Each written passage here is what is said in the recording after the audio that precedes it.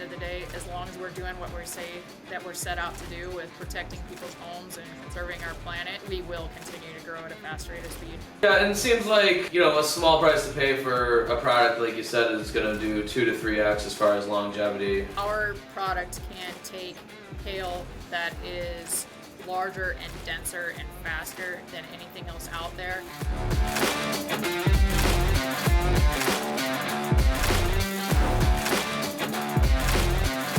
Ladies and gentlemen, welcome back to another episode of the Mission Control Podcast. I'm your host, Mike Stearns. This podcast is brought to you by Ascend Digital Agency, and we've got such a special guest today. You're in for a treat. We've got Lesley Gustafson. She's the president of Euroshield. What is Euroshield and who is Lesley? The floor is yours. All right. Thanks for having me, Mike. Of course. So Euroshield.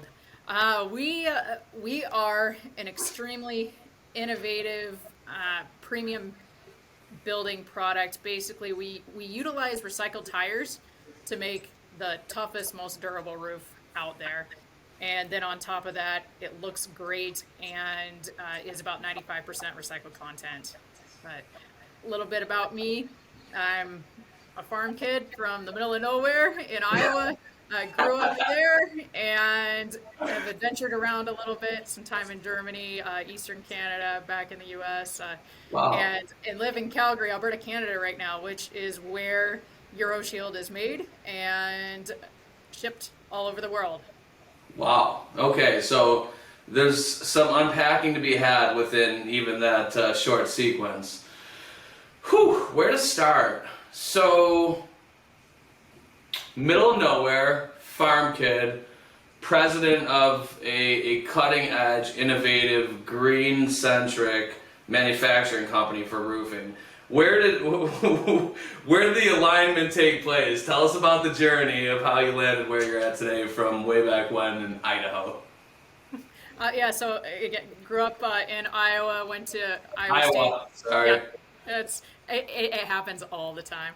Mm-hmm. So, and in Iowa, we grow corn, not potatoes. It's all good. So, My bad. No. So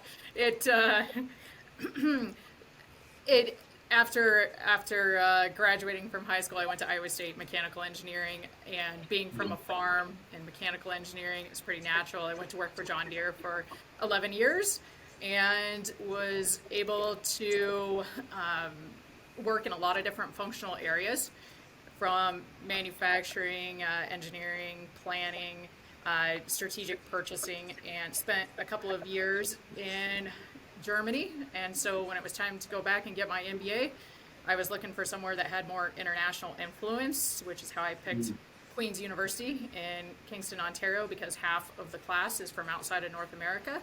And then instead of going back to John Deere, I had an opportunity to come work in oil and gas industry in Calgary. Did that for a couple of years, decided to move back and be closer to family. And when I was leaving Calgary, I asked a former coworker what I should do if I don't want to just go work for another giant company again. And she said, in the US, you're not great at recycling. And by the way, I have a friend of a friend whose brother makes shingles out of recycled tires. So moved back to Iowa, looked around, then I saw a sample of Euroshield, and I was like, that is amazing. I want to be a part of that, because there's nothing like being able to go to work and be excited about what you do and why you do it. And so 9.5 years ago, I started working for Euroshield in Iowa, and then 3 years ago was asked to move up here. We've got a really great product, and so over the last 3 years, we've been working to build a great business around that product, and I really absolutely wholeheartedly believe that we do something like no one else that protects homeowners better than anything else out there. For the price point, I really don't think you can beat it. It is not the cost of an asphalt roof, so it is not the product for everyone, but once you're outside of that basic asphalt price, I certainly think that it is a product that suits many situations better than anything else. Yeah, so and we met at the Roofing Ahead of the Curve event down in New Smyrna, about a month and a half, 2 months ago, something like that. And I had the opportunity to obviously meet Lesley, discuss Euroshield, and kind of see it in action. And I got to tell you, I'm not a roofer. We all know this by now. I'm not a roofer. I don't claim to be, and I'm afraid of heights. So there you go. But what I will say is we had a hail cannon, and it was a ton of fun. I had such a blast, right? And just feeling the difference in Euroshield as a material, it's like, holy shit. It was wild. So it was very, very interesting. And yeah, I'm excited to dig into that a little bit more here in a moment. What was your favorite part about being in Germany?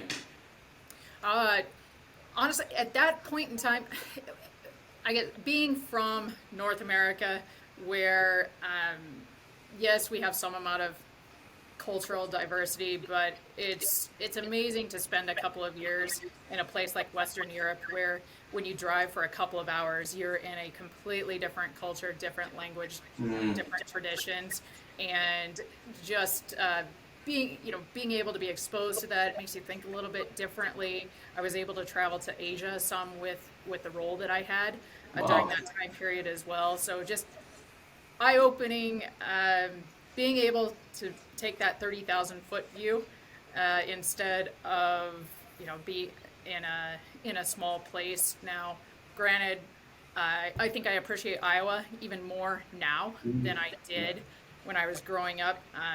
Midwest values: work hard. There's no 9 to 5. Understand how things work and what's important. So obviously there are a lot of places where you can get that.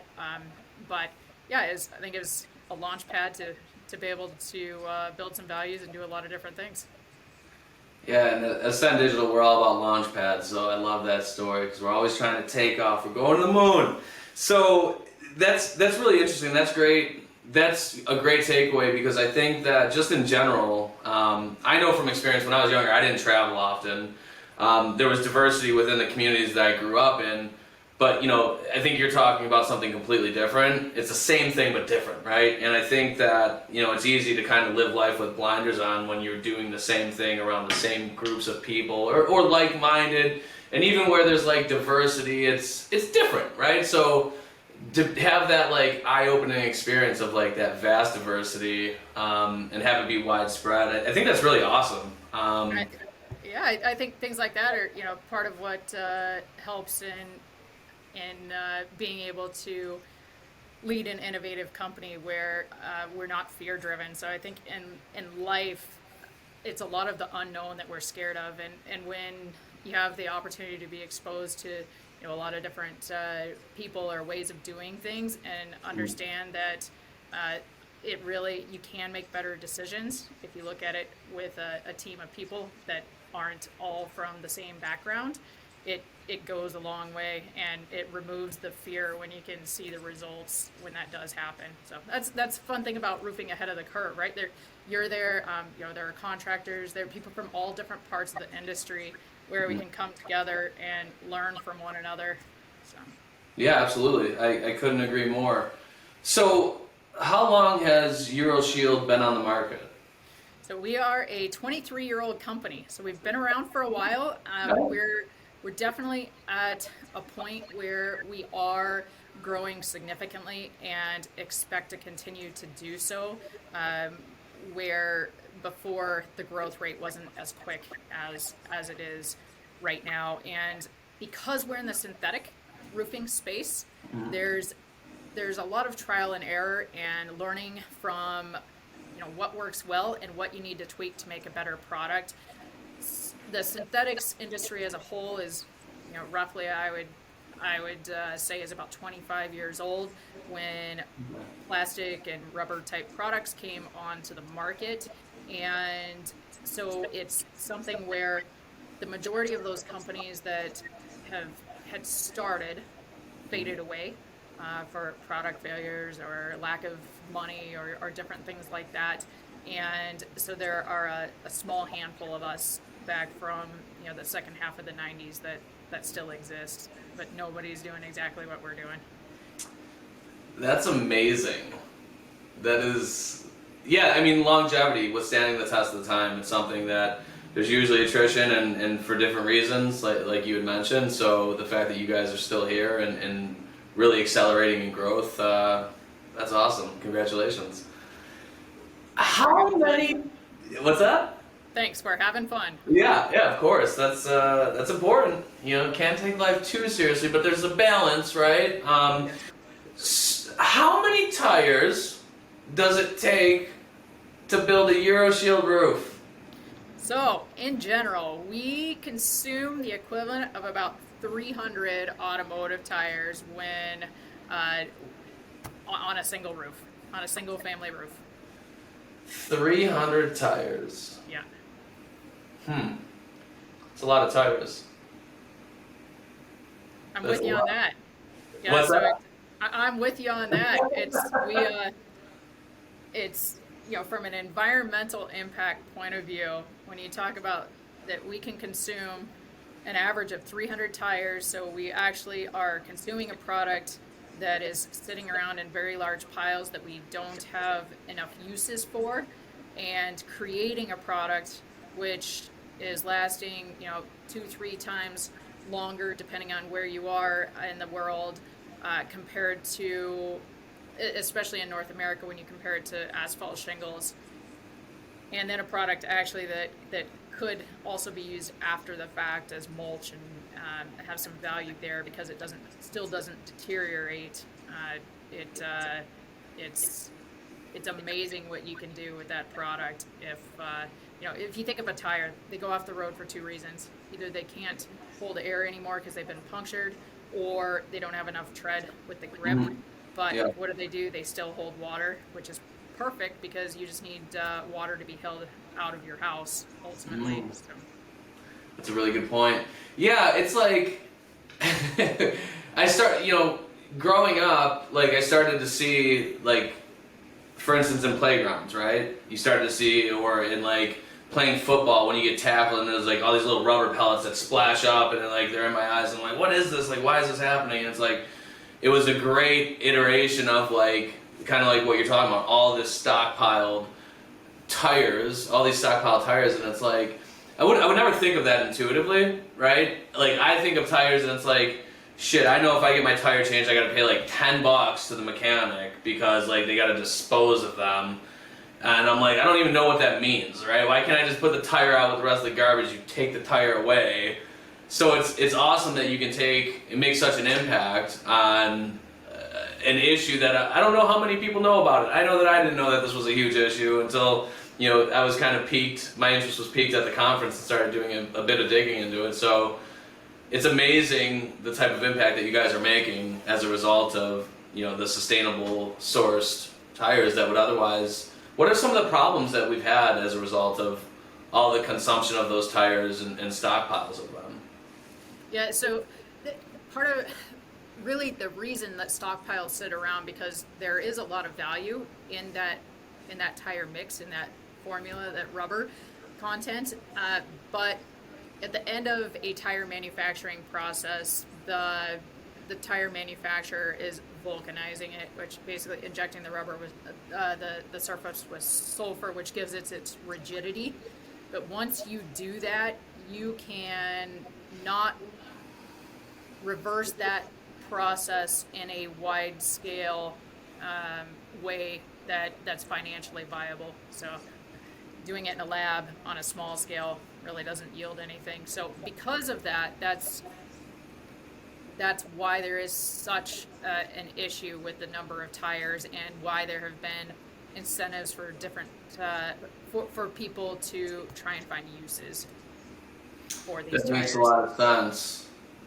So I'm assuming, and I'm not any type of engineer, and I'm not even really that smart if I'm being honest with you, but I'm assuming you're not just melting down the tire and then putting it into like some sort of shape in order to create the product that is Euroshield. I'm sure there's a lot more to it. So without giving us like a proprietary recipe of how you guys make, what you consider to be the best product in market, like what does that look like from the time that you take the stockpile of tires to the time that they've got this amazing roof on their house? Yeah, absolutely. So Yeah, you're right. We're not able just to melt it down because it's vulcanized. It won't melt the same. And so, what we do, there is a middleman. So you talk about having to pay to have your used tire taken away. That Yeah. that middleman, they are a recycler. We don't do that ourselves. We're buying what's called the crumb rubber, and so the middleman does get some funding from both sides. Everyone's got their hand in the pot. Yeah, they have an interesting business model where they get paid to take their raw ingredients and also paid to sell their finished product. However, that being said, they can keep the business. We'll stay in our lane and they can stay in theirs. That's so funny. It and so we utilize what's called crumb rubber, and we are specifying the type of tire, the minimum grain size, the maximum grain size, the cleanliness, so we know what we are putting into our mix, because it is crucial. It will have an impact both on the function, the performance of the shingle, but then also on the form, so how it looks, aesthetically pleasing. And if someone's going to pay a premium for a roof, ideally you're winning on both sides, both in terms of aesthetics as well as performance. And so that absolutely is something that is important to us and why we run our business like what we do. So that's why we have strict requirements on the rubber intake, since it's 70% of our mix. But then in addition to that, you're talking about binders, coloring, fire inhibitors, and additives that help that roof stand the test of time. That's interesting. So what would you say to people that are concerned that, I've got this beautiful house, everything about Euroshield sounds amazing, but I just don't want my house to smell like a tire yard for the time that I'm here? Yeah, so that is one question we hear. We are a mostly make to order business, where if you order a roof, we are going to produce it right down to the bundle that you need it, wrap it, and ship it. So you are going to receive by 2,000-pound pallet material for your roof that is fresh off the line. So fresh off the line means it smells fresh like a tire. Just like new tires, that odor does dissipate. And for our roofing product, when it's sitting up there on your roof in the UV day in and day out, it's usually a matter of a few weeks. Now, time of the year and tree coverage makes a difference, but it does dissipate pretty rapidly. Yeah, and it seems like, a small price to pay for a product, like you said, is going to do 2 to 3x as far as longevity and protecting your home. So, I wouldn't care that much. And you shouldn't either. No, I'm kidding. So you're made to order, right? So we're not just cranking out tons of roofs, sitting, stockpiling, and then shipping as we get orders. We're making them to order. So intuitively, I feel like that's got to be challenging in scaling to some degree. Have you run into any bottlenecks into production when you get a bunch of different orders and it's like, shit?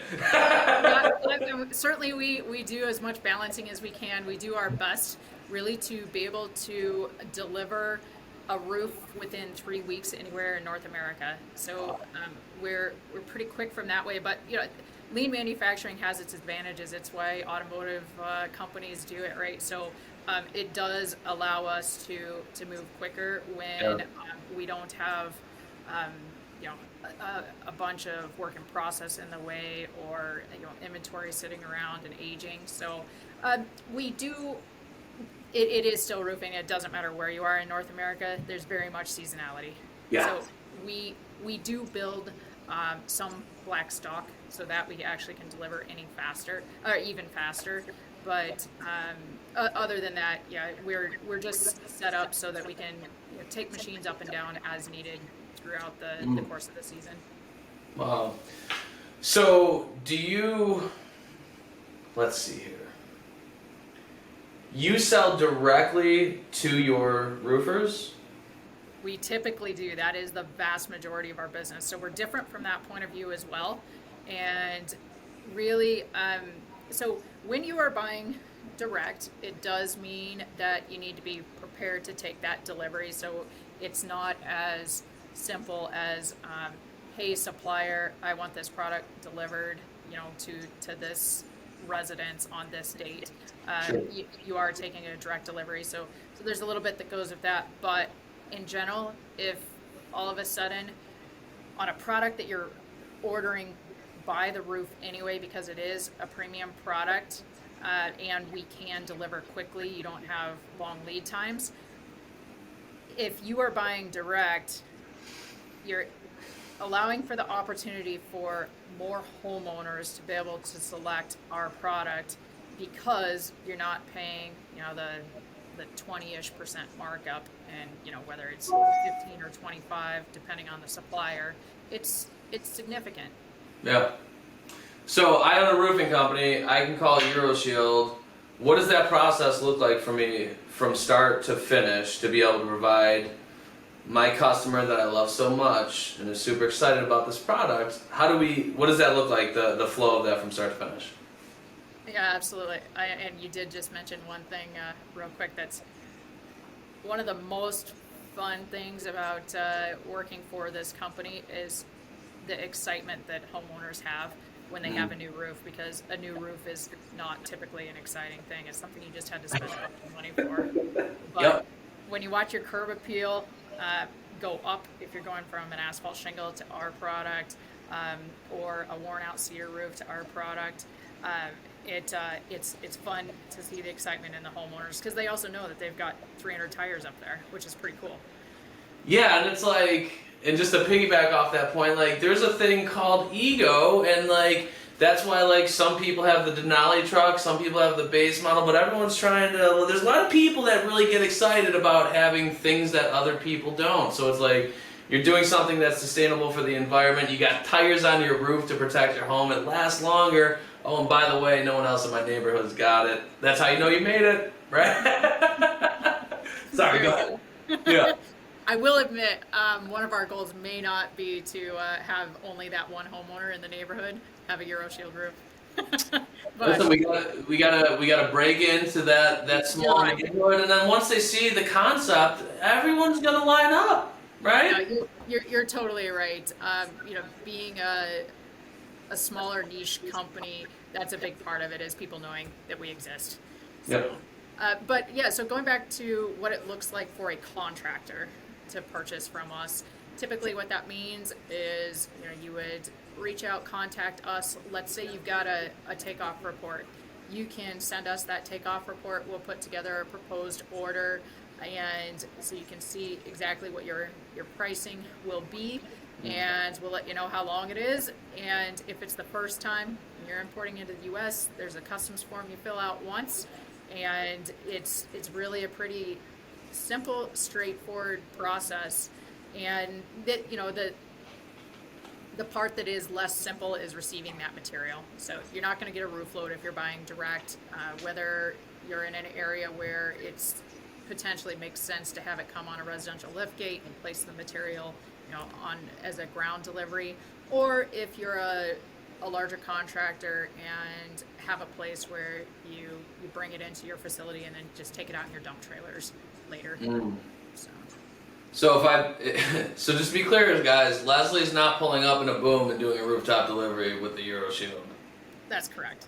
It's all about setting the right expectation, and you're doing a great job here. And the other, and then whether you're using a ladder vader or some people will work out arrangements where they'll still have it roof loaded and buy the material directly from us. So. Yeah, that's smart. I mean, I can't imagine what has had to go into like the research and development side of starting this company and then just iterating as time goes on to make it better and better and more viable and like, so what has it been like to be a part of that? Well, so like I mentioned before, I haven't been here quite 10 years. We've been around for 23, so I wasn't here from the start, but, nearly half. And it's, so our inventor is Henry Campius, and he still does work here today and is a big part of, our operations and moving forward. He's our CEO. And so he he was a contractor, so he understands how things work.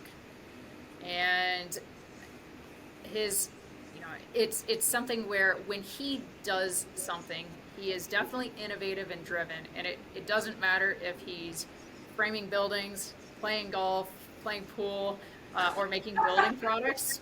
Yeah, it He's sounds like we get always, always driven to excel at it. And so actually what Henry did, the first rubber-based product that he created was a rubber-based stucco. And so here in Calgary, there are pretty significant temperature extremes. We're like Denver, we're just east of the Rockies, we're just a lot further north. And so when your elevation is high, it means that you can get a lot of extremes. It's no mistake that there's a lot of hail dropped here down to Denver along the east range of the Rockies. And so with that and having to endure tougher weather conditions, instead of having a cement-based stucco that has cracking issues and things like that with either hail or temperature variability, he used a rubber base, and we've got some of it here on some of our displays at the factory, and you can take a hammer and whack it, and it's been whacked so many times over the last 20 years, and it just keeps going. And it's on plywood base, so it's pretty incredible. But from there, once he had developed that, he thought about, okay, what else can I do with this crumb rubber in terms of an exterior building product, and that's how basically Euroshield Roofing was born. And he figured out how to take that crumb rubber and turn it into a shingle. So many questions. So many questions. But yeah, I won't go too far down the rabbit hole. That's an amazing story. What do you feel like's been the biggest challenge since you've been there for Euroshield? Whether it's from the product side, whether it's distribution, some sort of logistics, if it's getting carving out the name into contractors so more people know about you. Like, what do you think has been most challenging? I think there are a couple of I can talk about a couple of points. Number one, for sure, it's we've had different product iterations along the way, and we're to a point now where back in so we've gone from a product that initially weighed about twice as much as a standard asphalt shingle and had 6 components to it, so it was more laborious both to order correctly with numerous components as well as install, just because of the weight of the material. And so then in 2005, a product that weighs about 1.5 times an asphalt shingle was released, and then it dropped it to 3 components, so it was easier to order, easier to install.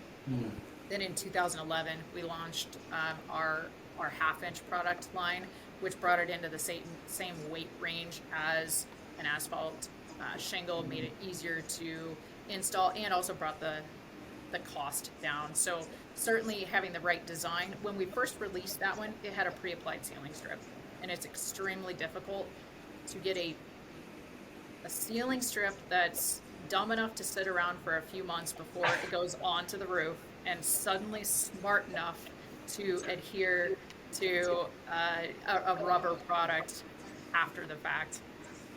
And so once we figured out how to get a locking system into our thinner half-inch mold, that was a big game changer for us, because not only from a hail point of view, but also from a wind point of view, we had an answer. And where with our thicker products, they have always interlocked but they just were at a higher price point and not as feasible for as many people. So there's the product design. And then also, like we mentioned, the other thing is more and more people knowing about us, but it's also, we're in 2022, and that's part of the fun, because more and more people can know about products that are ahead of the curve and innovative just because of all the social media that exists.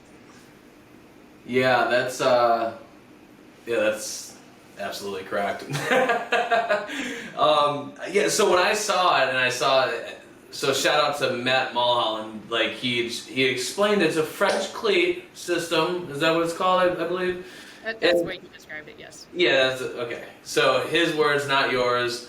But it kind of reminded me of, like, I have a home gym, and in the basement on the floor I have a interlocking kind of mats, and it kind of, I'd never seen anything like that aside from that, so that's the only thing that I have to compare it to. But to give people kind of just like that are just listening to this an idea, it kind of locks in that way. I'm way stronger of a lock than what you would get on the mats for your home gym. But it was really interesting to see, because I would imagine, like, if you're putting the roof on and it's pitched, it's less likely, obviously, than if, like, with shingles, they're kind of, you can catch the edge, right, and it kind of lifts and you blow off and things like that. You hedge against that by way of that locking system. Is that accurate? That's right. So as far as assembly, it's almost like if you think of flooring in a tongue and groove system. But in terms of performance, because it interlocks, you're exactly right. It means that wind can't go up in between the shingles and rip them off your roof. Yeah, that's awesome. So it's class 4 rated. Is that correct? It's class 4, but bring it on. That's why you're talking about. We're talking about the hail cannon. Yeah. And I don't need to walk around that board after our product has been blasted by hail. I already know it survived. Yeah, we'll let Jen cut in post-production a video here in just a moment and kind of show folks that are watching this why you're so confident in the just bring it on style mentality, because I love that. But you know what? Let's just cut to it now. Here we go. Coming in hot. So, let's pull the video up here.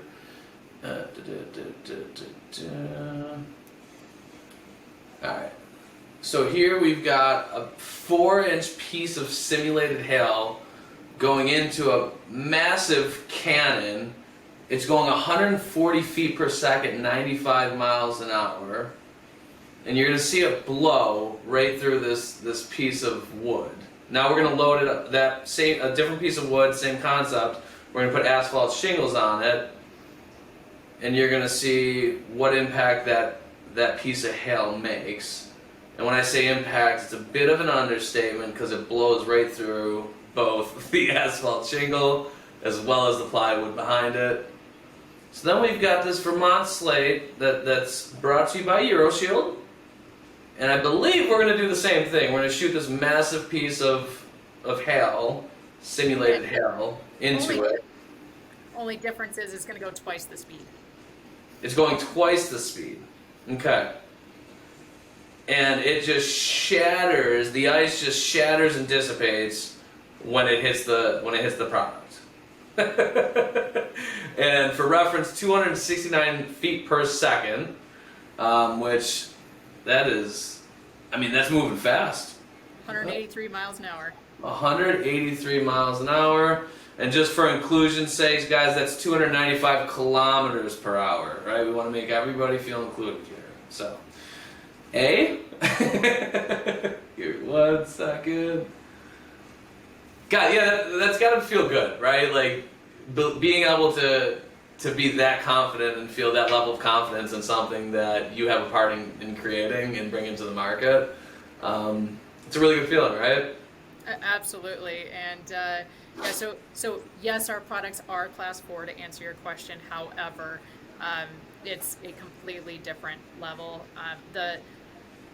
the hurdle that you need to jump to be class 4 is not nearly big enough to protect homeowners that are in true hail regions where you have golf ball size or bigger hail. Okay.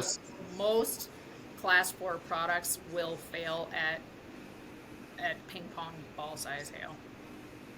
Ooh, so let's talk about that. Oh, let me get this drink out of here until Dr. Pepper's gonna pay me to endorse their brand. We're gonna pull that off. I think it's a Pepsi product, isn't it? Yeah. Well, it doesn't matter. Hit me up, Dr. Pepper, if you want to pay us to be a part of the Mission Control podcast. So elevator pitch me, right? Like, give me the reason and how you guys are different than all the other class 4 players. Yeah, in terms of class 4, our product can take hail that is larger and denser and faster than anything else out there.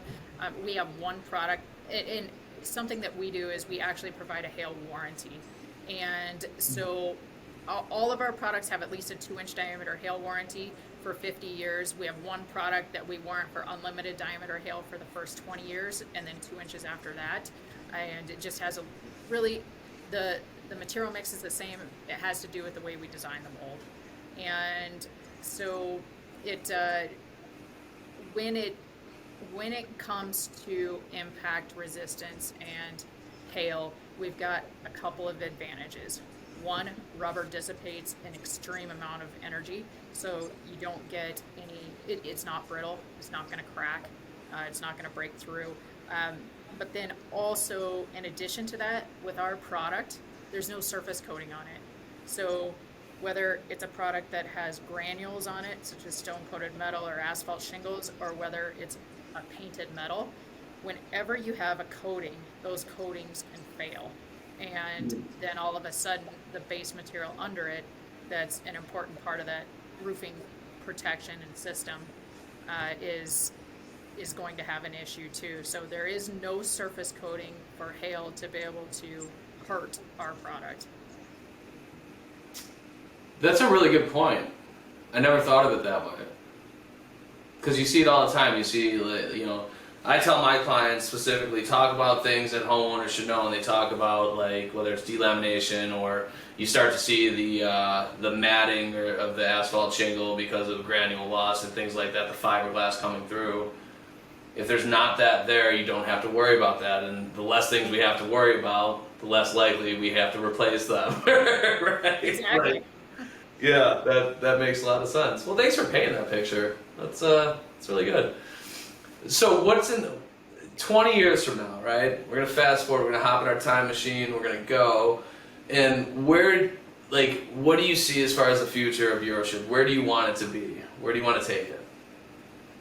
Well, for us, number one, we've got 2 core pillars: protecting your home, conserving our planet. And with that really being our mission, I absolutely expect that our growth rate is going to continue to be significant.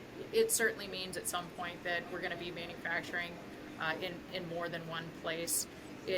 We're not too quick to jump on that, just because of the expertise and specialty skill set that it takes to make our product, and we're better off centralizing that and making sure that we know we're sending out the product that we intend to send out.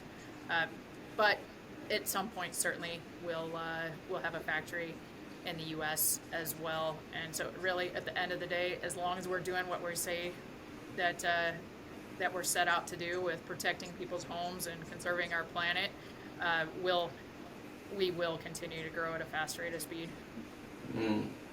Not only that, yeah, like I said, in terms of a premium product, we are at the low end of a premium product in terms of cost. And from an installer point of view, we have a product that doesn't have a big learning curve to it. So if you have some attention to detail and do a great job installing asphalt shingles, you can install our product as well. You just have to want to. Yeah, so let's assume somebody is moved by listening to this and they wanted to try it out, right? What is the best path for them to do that? As far as understanding what the product is, certainly, you can go to our website, you can Google and watch quite a few videos out on YouTube and different sources, but then also see some panels firsthand, see how they interlock and go together, and the size of them. I mean, it only takes 40 pieces to cover a square. Each one is covering 2.5 square feet to the weather. It's a big shingle, and it takes all the same tools that you use to put on an asphalt roof. So it's not like going to metal where you have to have a specialty skill set and tools. Right. So how do people get in touch with you? You can call us, go to euroshieldroofing.com, and we'll make sure that one of our reps is in touch with you and get you some samples or whatever information you need. That's fantastic. You got any questions for me before we wrap up? So what is it that you like most about doing what you do? Yeah, so that's a really good question. What I like most about what I do is that we take a completely different approach to marketing and advertising, especially as it relates to like executing, like building our websites, right? So a lot of companies, and this isn't a knock on them, but a lot of companies, they'll use like templates or themes, which are kind of like, I equate them to like tract homes. Like they can be really nice, right? And they're great and they're fantastic, and you could live in one of those homes forever and you like, this is awesome. But it's not the same as like a fully custom built home, right? That like you and your husband or wife, design together, every nook and cranny, every closet's where you want it, the washer hookups are exactly where you want it, right? And you built this thing from scratch, and like that's the tack that we take when we build websites, because we code them out from scratch and then deploy them. So even hearing feedback, like when we listen to calls and we hear feedbacks from like our customers like, oh my god, I was on your website, this thing is so cool, I've never seen anything like it, right? That's very fulfilling. Absolutely. And I take a lot of pride in that, and it's those moments that make it amazing. So I guess that's one aspect of it that I really, really, really like. And plus, roofers are great, contractors in general. I mean, I get along very well with them. So, my father was a roofer, so I kind of had exposure to it before I even was doing it professionally. And there's a lot of good continuity that's built between our personalities, so it works out really well. Awesome. Yeah. Well, yeah, there are plenty of personality in this industry, which is fun. Yeah, for sure. Well, again, guys, if you need to explore, they'll send you samples. Check out, talk to the reps. Go to euroshieldroofing.com. Yes. Yep. And someone will be sure to get back in touch with you and provide you with the amazing product. Lesley, thank you so much for your time today. I appreciate you carving some time out to talk to the audience about what you guys do, who you are, and how you can help. And look forward to connecting again soon. Excellent. Thanks, Mike. You're welcome.